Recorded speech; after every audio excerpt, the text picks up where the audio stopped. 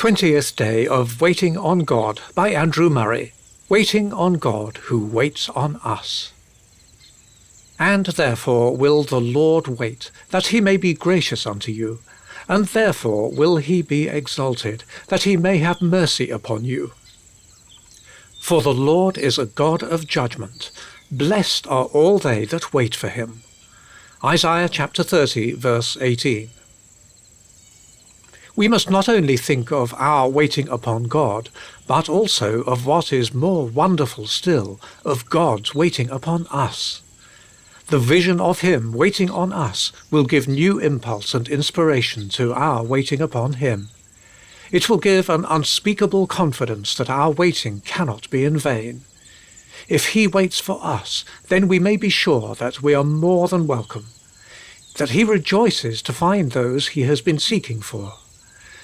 Let us seek, even now, at this moment, in the spirit of lowly waiting on God, to find out something of what it means.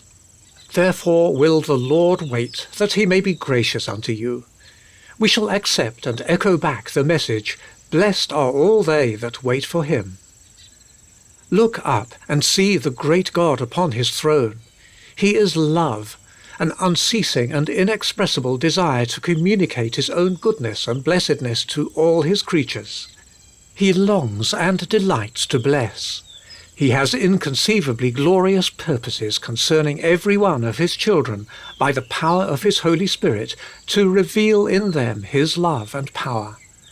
He waits with all the longings of a father's heart. He waits that he may be gracious unto you. And each time you come to wait upon him or seek to maintain in daily life the holy habit of waiting, you may look up and see him ready to meet you, waiting that he may be gracious unto you. Yes, connect every exercise, every breath of the life of waiting with faith's vision of your God waiting for you. And if you ask, how is it, if he waits to be gracious, that even after I come and wait upon him, he does not give the help I seek, but waits on longer and longer? There is a double answer. The one is this: God is a wise husbandman, who waiteth for the precious fruit of the earth, and hath long patience for it. He cannot gather the fruit till it is ripe. He knows when we are spiritually ready to receive the blessing to our profit and his glory. Waiting in the sunshine of his love is what will ripen the soul for his blessing.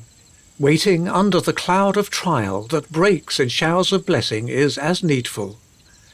Be assured that if God waits longer than you could wish, it is only to make the blessing doubly precious. God waited 4,000 years till the fullness of time ere he sent his Son. Our times are in his hands. He will avenge his elect speedily. He will make haste for our help, and not delay 1 hour too long. The other answer points to what has been said before. The giver is more than the gift. God is more than the blessing, and our being kept waiting on him is the only way for our learning to find our life and joy in himself. Oh, if God's children only knew what a glorious God they have, and what a privilege it is to be linked in fellowship with himself, then they would rejoice in him. Even when he keeps them waiting, they would learn to understand better than ever. Therefore will the Lord wait, that he may be gracious unto you.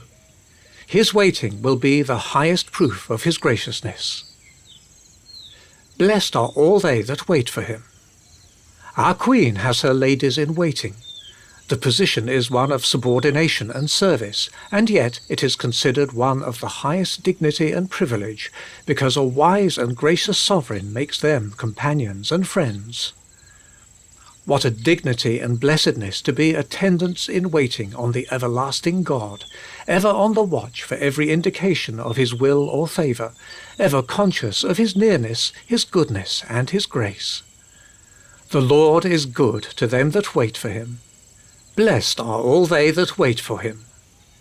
Yes, it is blessed when a waiting soul and a waiting God meet each other. God cannot do his work without his and our waiting his time.